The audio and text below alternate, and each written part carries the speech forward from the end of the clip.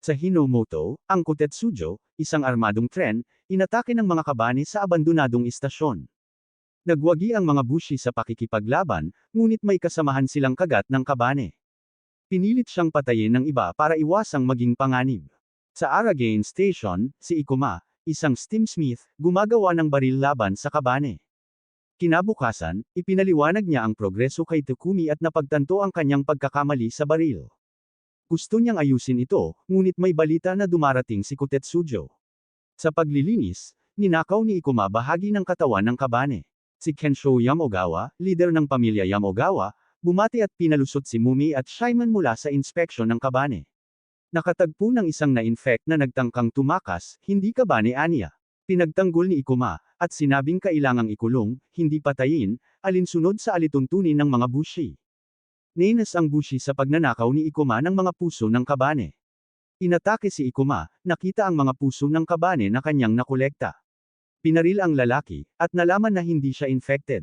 Iniakusahan si Ikuma ng kabane at nilagay sa bilangguan. Sa gabi, nakatakas si Mumi at bumisita kay Ikuma. Dumating ang isa pang Hayajiro Fusoju sa istasyon. Binaba ang tulay, ngunit kinontrol ng kabane ang tren, kaya't bumangga ito sa defensive wall, nagbigay daan para sa kabane na atakihin ang istasyon. Inanunsyo ang emergency at nakatakas si Ikuma mula sa bilangguan at umuwi. Nagtagumpay siyang lokohin ang isang kabane papasok sa kanyang bahay para subukan ang baril. Nang patayin niya ang kabane, nagsimula siyang magdiwang, pero nadiskubreng nakagat siya, nakagat din si Shaiman at ipinag-utos kay Mumi na magpatuloy sa Kangokaku at hintayin ang utos ng kanilang master. Nagsimula nang mag-transform si Ikuma sa kabaan, kaya't ginamit niya ang masakit na paraan para pigilan ito. Nang magtagumpay siya, nagawang ibalik ang kanyang anyo sa tao. Si Mumi ay humarap at pumatay ng isang kabane gamit ang isang kutsilyo na nakatago sa kanyang sapatos. Nakaligtas si Ikuma mula sa impeksyon. Dumating si Takumi at ipinaliwanag ni Ikuma ang tagumpay ng kanyang baril. Si Ayami Yamogawa at iba pang survivors ay naglalaban para makatakas sa Kotetsujo. Si Mumi ay nanguna sa laban-laban sa mga kabane, naglilinis ng daan para kay Yakina, ang natitirang inhinyero ng tren. Nais ni Ikuma at Takumi sumakay sa tren para sa inspection. Lumitaw ang dalawang kabane at nais ni Ikuma labanan sila. Dumating si Mumi at pinatay ang mga ito. Siya'y sumakay sa tren nang ipagtanggol niya si Ikuma. Pinigyan si Mumi ni Ayami ng susi para paandarin ang tren. Habang naglaban, natuklasan ang infected na pusong may kakaibang kinang kay Ikuma, kaya't pinagtulungan siyang patayin. Tumulong si Ikuma sa pagtangkal ng kabaan at sa proseso ay naging bukas ang kanyang infected na puso. Nilabanan niya ang kabane, ngunit pinagtulungan siya ni Kurusu at ibinaba sa labas ng tren. Nakita ni Ayami ang kanyang ama na si Kensho sa gitna ng kabane, tinakbo siya ngunit may humadlang sa mekanismo ng tulay. Nais ni Kurusu na ibaba ang libreng manual, ngunit sa pag-aaway nila, nakita nila si Ikuma na naglalaban. Dito nila natuklasan na sila'y iniligtas ng lalaking kanilang iniwan, kaya't bumaba si Kurusu at ibinaba ang lever.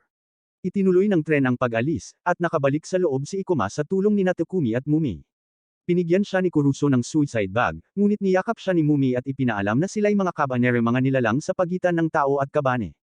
Inamin ni Mumi na isa siyang kabanera. Gusto ni Kurusu na patayin si Aya at si Ikuma, ngunit pinigilan siya ni Ayami at ipinaalaala sa kanila na sila'y iniligtas nila. Patungo ang Kotetsujo sa Kangokaku, ang pinakamatibay na kuta ng shogun. Nais manatili ni Mumi sa tren at ipinangako niyang mananatili siya sa parehong kotse ng tren. Ini-explain ni Mumi na patungo siya sa Kangokaku para sa misyon na hindi maaring ibunyag. Kailangan niyang matulog pagkatapos ng pakikipaglaban at nais niyang si Ikuma ang maging tagapagtanggol niya habang siya'y natutulog. Sa gitna ng kanilang training, nararamdaman niya ang presensya ng kaban kaya't nagmadali siyang lumabas ng tren para hanapin ito, nagdulot ng kaguluhan sa mga pasahero. Hindi magawang ipaliwanag kay Ayami ang kanyang pag-alis. Nang malaman ni Ayami na nauubusan na sila ng tubig, huminto sila para mag-ayos ng water tank at mag-restock ng tubig. Ginamit ni Ayami ang pagkakataon para magdasal, habang si Ikuma ay kinwestiyon ni Mumi kung magdarazal ito at kung ano ang bato sa kamay niya. Ipinahayag ni Ikuma kung paano nawala ang kanyang pamilya at kung paano namatay ang kanyang kapatid sa isang atake ng kaban 5 taon na ang nakalilipas. Ang bato ay alaala para sa kapatid niya. Isang grupo ng pasahero ang nagplano na patayin ang mga kabanera. Lumabas si Mumi upang labanan sila, ngunit dumating si Ayami at pinigilan niya ang away. Ipinahayag ni Ikuma ang kanyang pangako sa kanyang kapatid na patayin ang mga kabane, pinalakas ang tiwala ng mga pasahero at nagdisband ang grupo. Sinabi ni Mumei kay Kajika na siya'y gutom at bilang half-kabane, kailangan niya ng dugo. Ibinantang ang mga pasahero sa kanya, ngunit biglang nag-transform ang isang buntis na babae at si Mumei ay pumatay sa kanya. Humingi ng paumanhin si Ayame kay Ikoma, ngunit biglang nawala ng malay si Ikoma at nang subukan ni Ayame siyang tulungan, nagising ito nang nagtangkang kagatin si Ayame. Tinulak ni Kuruso si Ikoma at bumalik sa isip si Ikoma. Biglang dumating ang isang grupo ng kaban mula sa kagubatan kaya't napilitang bumalik sa tren at umalis. Sa takot sa mga kabaneri, pinilit ng Six Chiefs, na pinamumunuan ni Akuuji, si Ayame na ibigay ang Master Key ng Kotetsujo. Nagtungo sila sa maikling daan kahit delikado ito. Itinuturing na traidor sina Takumi, Kajika, at Sakura kaya't ipinadala sila sa huling kotse ng tren kasama sina Mumei at Ikoma. Sa utos ng Six Chiefs, may mga lalaki na nagtangkang alisin ang huling kotse, ngunit inatake ng kaban ang tren. Kasama ang isang wazetori, pumasok ang mga kabane sa loob at nagdulot ng kaguluhan. Pinangunahan ni Ayame at Kuruso ang mga bushi sa pakikipaglaban, habang si Kuruso ay nagtagumpay sa natirang kabane. Nakatakas sina Mumei at Ikoma mula sa huling kotse at patungo sa unahan ng tren, ngunit bigla ang inantok si Mumei sa pagod at gutom. Sa pagsisikap na labanan ang wazetori, nasira ang espada ni Kuruso at tinamaan siya ng wazetori. Habang mahirap na makipaglaban ang mga bushi sa wazetori, dumating si Ikoma at humingi ng dugo upang labanan ito. Pumutol si Ayame ng braso at inalok ang kanyang dugo kay Ikoma para makipaglaban. Tinanggap ni Ikoma ang dugo ni Ayame at madali niyang pinatay ang wazetori. Kinuha ni Ayame ang Master Key at ipinasya na mananatili ang mga kabaneri sa tren at ibibigay niya ang kanyang dugo sa kanila. Dahil hindi sapat ang dugo niya, nag-volunteer ang mga kaibigan ni Ikoma at iba pang tao na magbigay ng dugo. Yuji Ikoma ay tumutulong sa bushi sa pagdevelop ng mga armas kontra kabane. May alitan tungkol sa pagkain, kaya't nagalit si Mumei at sinaktan ang dalawang lalaki. Tinawag si Mumei na bodyguard ng Kotetsujo ni Ayame. Dumating ang tren sa Yashire Station, na inatake ng kabane, at iniligtas ang mga natirang survivors. Nakilala ni Mumei ang kaibigan niyang si Anoko, isang labanang loyal sa kapatid niyang si Young Master. Iniwanan siya ni Anoko ng babala tungkol sa shogunate na nag-iipon ng armas na maaaring pumatay ng tao. Hinihimok si Mumei na tapusin ang misyon bago siya tuluyang mawala katulad ni Anoko. Ang mga bubong ang nagbabara sa riles ng tren. Si Ikoma ay nag-alok ng plano gamit ang crane para matanggal ang debris. Sumama si Mumei, ngunit tumanggi sa diretsyong sagupaan, kaya tinawag na duwag. Kinalaban ni Mumei ang mga kabane at wazetori sa boiler room at hinabol pa ang mga ito. Nakita ng grupo ni Ikoma ang mga pinatay ni Mumei. Nang umpisahan ni Ikoma ang pagpapatakbo boiler, ang mga kabane na piyata ni Mumei ay agudyok ng malaking bilang ng kabane na matatagpuan sa ilalim ng istasyon. Sa gitna ng labanan, nagpasya si Ikoma na umatras, manatili at oprahan ang crane. Sa kanyang huling lakas, sumugod si Mumei upang harapin ang mga kabane mula sa crane, ngunit isang wazetori ang dumating at itinulak siya palayo mula sa plataporma. Iniwan ni Ikoma ang crane bago linisin ang mga debris at pumunta patungo kay Mumei. Pumatay siya ng wazetori at nakarating kay Mumei, ngunit pagkatapos ng ilang lindol, isang malaking anino ang lumitaw. Nervil na ang itim na usok ay isang kolonya ng mga kabane na pinagsama-sama. Walang ibang magagawa, umurong ang Kotetsujo papunta sa garahe ng istasyon at sinarado ang pinto. Samantala, sa Kotetsujo, pinag-uusapan ng komite ang kanilang mga pagpipilian kung paano makakatakas at kung iiwanan ba nila ang mga kabaneri. Si Ikoma, kasama si Mumei, ay patuloy na lumalaban laban sa fused colony ng kabane. Sa gitna ng laban, nawawala ng malay si Mumei, ngunit dumating sina Kabito, Kuruso, at iba pang kasama upang iligtas siya. Nang makuha ang isang Type 48 cannon, ipinaliwanag ni Mumei ang paraan para patagilidan ang fused colony. Sa likod ng kanilang determinasyon, nagpapatuloy ang laban para sa kanilang kaligtasan at ng buong Kotetsujo laban sa kakaibang panganib na dala ng fused colony ng kabane. Sa pagtakbo ng Kotetsujo, sinusundan sila ng fused colony ng kabane. Pinutok ni Takumi ang kanyang baril, nagdulot lamang ito ng pagbagsak ng mga kabane sa tren. Sinikap ni Ikoma, Kuruso, at ang mga bushi na paksay ng mga ito. Habang lumalapit ang fused colony sa harap ng tren, nakita ni Takumi ang chance at binaril, tumama ito sa puso ng fused colony, na nagpakita ng kanyang tunay na anyo. Ngunit sa kanyang pagkagulat, ito ay isang kapwa kabaneri na naging kabane. Matapos alisin ito, nagwatak-watak ang fused colony at nakalabas ang Kotetsujo mula sa istasyon. Sa biyahe, ginaya ni Ikoma ang galaw ni Kuruso, nagpapakita ng kasanayan ng mga kabaneri. Dumating sila sa Shitorai Station, kasama ang 6 chiefs na pinamumunuan ang Kotetsujo. Pinigyan ni Ayame ang mga ito ng mahalagang bagay na pwedeng ipagbili para sa seremonya ng Tanabata. Si Ikoma at ang grupo, naghanap ng kagamitan at nagtungo sa paligid ng istasyon para maghanap ng kailangan. Ayame ay nauubusan na ng pasensya sa paghihintay sa Panginoon, kaya't pinaputok niya kay Kuruso ang isa sa kanyang jet guns. Nakuha ang atensyon ng ministro, na pagkatapos ng demonstrasyon ay namangha sa technology jet bullets. Nagpalitan sila ng mga pagkain para sa technology ito ni Ikoma. Nang makita ni Mumi ang kawayan, naalala niya na siya'y nagdiriwang ng Tanabata noon, binahagi ni Mumi ang kanyang nakaraan at na ang kanyang pangalan ay Hozumi. Ipinangako ni Ikoma sa kanya na gagawin niyang tao siya muli at makakakain siya ng bigas, tulad ng naisin ng kanyang ina. Sa gabi, nagtali sila ng wishes sa kawayan. Nais ni Ikoma patayin ang kabane, at si Ayame naman ay gustong buksan muli ang Aragane Station. Sumunod ang iba sa pagbahagi ng kanilang pangarap. Kinabukasan, dumating ang Hayajiro na Kokuju kasama ang hunter squad ni Biba Amatorai, anak ng shogun at kuya ni Mumi. Pero may pag-aalinlangan si Ikoma kay Biba at nais alamin kung tunay siyang bayani o may ibang motibo. Pinakilala ni Mumi kay Biba Amatorai si Ayame. Ipinakita ni Biba na hindi na siya kinikilala bilang anak ng shogun. Si Biba, bilang taong nagsabi kay Mumi na dapat mamatay ang mga mahina. Inimbita ni Biba sila sa loob ng Hayajiro para makipag-usap. Samantala, si Uryu ay tila umatake, ngunit nagpapakita lamang siya ng kanyang kasanayan sa pamamatay ng gagamba. Sinabi ni Biba kay Ikoma na hindi niya itinataboy ang sinuman, kundi, iligtas sila, gaya ng pagpili ni Mumi na iligtas ang sarili sa pamamagitan ng pakikipaglaban sa kabane. Sa atake ng kabane, pinangunahan ni Biba ang Hayajiro palabas ng istasyon, nilusob ang mga kabane, at nagtagumpay sa laban. Nakipagtulungan si Mumi at Horobi para labanan ang isang Wazetori kabane na gumagamit ng iba't ibang kabane bilang depensa. Anoko ay nagtatangka ng pagtataksil kay Biba, ngunit si Biba ay nakahanda na at siyang pumatay sa kanya. Sa kabila nito, iniaalok ni Biba kay Ayame na samahan ang Kotetsujo papunta sa Kangokako, at tinanggap ito ni Ayame. Si Ikoma ay nakikipag-usap kay Takumi at sinasabi na si Biba ay ginagamit si Mumi. Naramdaman niya ang kabane sa harap ng tren ng Kokujo. Biba naman ay nagutos kay Mumi na kunin ang master key mula kay Ayame.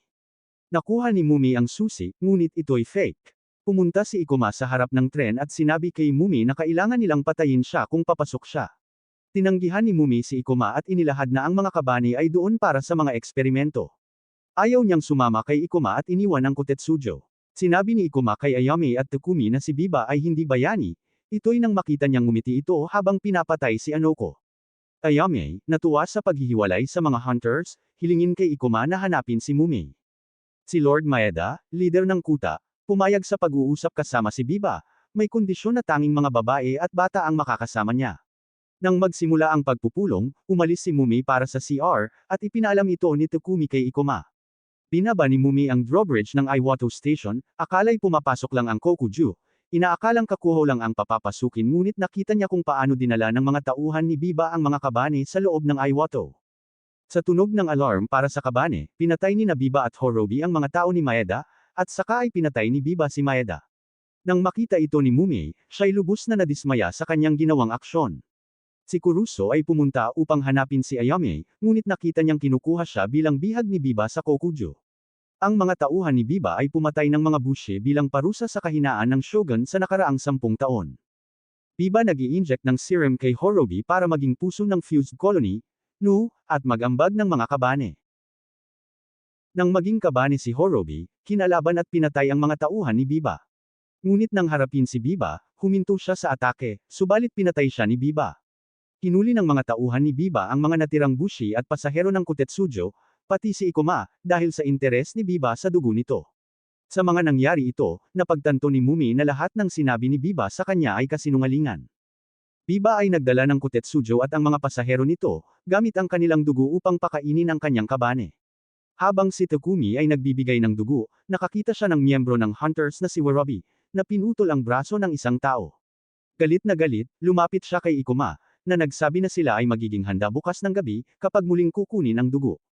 Inalok ni Biba ng deal si Ayame, kung maaari niyang buksan ang mga pinto patungo sa Kangokako gamit ang kanyang tiyuhin, aalagaan niya ang kaligtasan ng kanyang mga tao.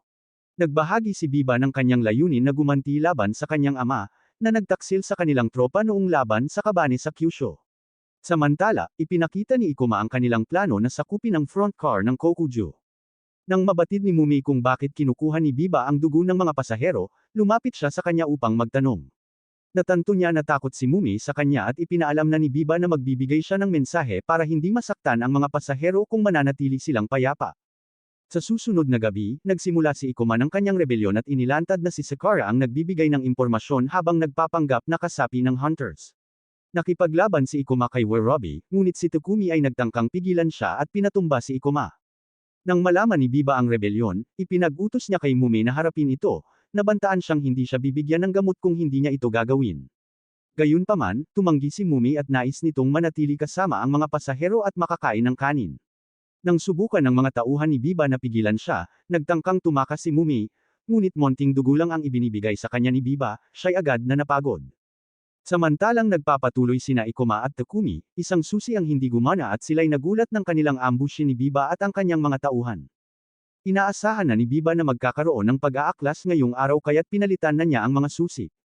Pinaril niya si Ikuma, ngunit si Takumi ang tumanggi at isinakripisyo ang sarili para sa kanya, at siya'y pinatay ni Biba. Sumugod si Sahari at binugbog si Ikuma, saka siya'y sinaktan. Tinawag ni Biba si Mumi at iniutos na patayin si Ikuma. Dahil sa epekto ng droga na ibinibigay ni Biba, sumunod si Mumi at tinaga si Ikuma, na pagkatapos ay bumagsak mula sa tren at nahulog sa malayong pampang sa ibaba. Sa pagdating ng Kutetsujo sa Kangokako, si Ayame ay nagkunwaring may hawak na bilanggo si Biba, sapagkat may hawak itong mga pasahero ng Kutetsujo. Pinahintulot siya na pumasok sa Kangokako at makipagtagpo sa kanyang tiyo, at pagkatapos ay dinala siya at si Biba upang makipagkita sa shogun. Samantala, si Ikuma ay nawala ng sigla sa buhay at hindi na naisip ang lumaban. Nagtago siya mula sa isang kabane, ngunit sinalubong siya ni Kuruso, na hawak ang bihag na si Sao Arata. Ipinahayag ni Ikuma ang mga nangyari. Sa pagkikita sa shogun, natagpuan niya ang isang espada na kanyang ipinagkaloob kay Biba noong mga taon na nakalipas. Hiniling ni Biba sa shogun na siya mismo ang pumatay dito. Ngunit bago pa niya makuha ang espada, napansin niyang nasaksak na ang kanyang mga kamay habang hawak ang mahawakan nito. Ipinahayag ni Biba ang kwento kung paano siya nakaligtas at kung paano siya makakakilala ng mga kabane sa mga tao. Sinimulan ng shogun na maging kabane, dahil nahawaan siya ng virus mula sa espada, at nagsimula ang gulo sa loob ng lugar. Pinuksan ni Biba ang mga pintuan, pumasok ang Kokuju, at pinalaya ang mga kabane sa loob ng fortaleza. Ipinabatid ni Kuruso kay Ikuma na ang sugat niya ay dinisenyo upang hindi siya mapatay, kaya't napagtanto ni Ikuma na naroon pa si Mumi. Iniporma siya ni Kuruso na gagamitin si Mumi bilang Black Fog, at nagtanong kay Sao upang malaman ang higit pang detalye tungkol sa virus. Sinabi ni Sao na kung sila'y mag-i-inject ng puting dugo kay Mumi, maaari pa siyang maligtas. Pinakalma ni Ayame ang mga tao. Sa gitna ng laban, si Sahari ay nagtangkang patayin si Ikuma ngunit napigilan ito ni Kuruso. Gamit ang kanyang kapangyarihan ng itim na dugo, sinunog ni Ikuma ang tren ni Sahari. Nakalapit siya kay Mumi, ngunit siya ay delusional at nag-aalala sa mga lumang alaala, nakakakita ng mga paru-paro. Sa kabila ng ito, hindi nawalan ng pag-asa si Ikuma. Pinagtulungan nina Ikuma at Kuruso si Sahari, at sa wakas ay napagtagumpayan nila ito. Pinatay ni Ikuma si Sahari, ngunit si Biba ay dumating at humarap kay Ikuma. Sa isang matinding laban, sinubukan ni Biba na patayin si Ikuma. Sa kabila ng kanyang pagkabulag at pagkabingi, nagawa pa ring ipagpatuloy ni Ikuma ang laban. Nang malapit na siyang matalo, tinawag siya ni Mumi. Bumagsak ang memento stone mula sa kapatid ni Ikuma sa tubig. Nang marinig ito ni Ikuma, pumihit siya at nagtagumpay na tamaan si Biba, na nagdulot ng malaking pinsala sa kanya. Sa huli, nagawa ni Ikuma na gamitin ang puting dugo upang iligtas si Mumi. Nalunod ang Nu at nabawi niya ang kanyang katayuan. Pagmulat ni Mumi, nakita niyang nakahandusay si Ikuma at papalapit si Biba, may balak na patuloy na labanin si Ikuma o patayin ito doon mismo. Hindi nakinig si Biba kaya't pinilit ni Mumi na saksakin ito sa puso. Sa huling sandali, sinabi ni Mumi na kahit mahina sila, magpapatuloy silang mabuhay at mangarap ng hinaharap kung saan makakakain sila ng bigas. Habang bumagsak si Biba, ipinakilala ni Mumi ang kanyang pangalan na Hozumi. Sa kabilang banda, nag-isip sina Ayame at iba pa kung paano makakatakas sa Kangokako. Dumating si Uryo at nag-alok ng tulong. Pumayag si Ayame at ibinunyag ni Uryo na nasa Kangokako rin sina Ikoma at Kuruso. Sa tulong ni Kajika gamit ang radyo, natagpuan nila si Ikoma at dinala ito papunta sa Kotetsujo. Unti-unti nang nawala ang epekto ng itim na dugo, nagising si Ikoma. Natuklasan ni Mumi na binigyan si Ikoma ng puting dugo ni Biba habang pareho silang walang malay. Isinauli ni Mumi ang memento stone ni Ikoma sa kanya.